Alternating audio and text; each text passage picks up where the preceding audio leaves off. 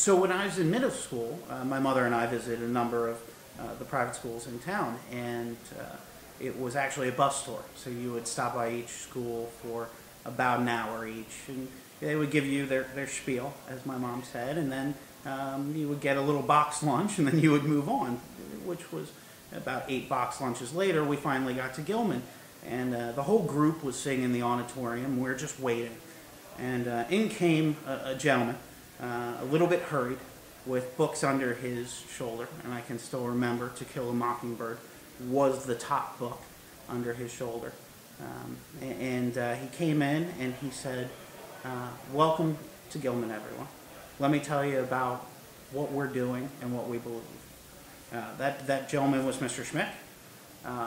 He talked about kindness, and he talked about civility, and he talked about responsibility and honor. And it was an interesting moment when we left, because it was the first time that I said to my mom, Mom, I got to hang around for a second. And I made a point of going up and shaking his hand. And I still remember that handshake. And I still remember how he then shook my mom's hand, and how he even patted me just on the shoulder and said, great to meet you. He looked you in the eye, and he was a man, and he was an adult, and he was what I wanted to be. And I still remember the fact that as soon as we walked out of there, we had 3 more schools to go to, and I told my mom that was unnecessary, and I got back in her car instead of the bus, and that was it for me.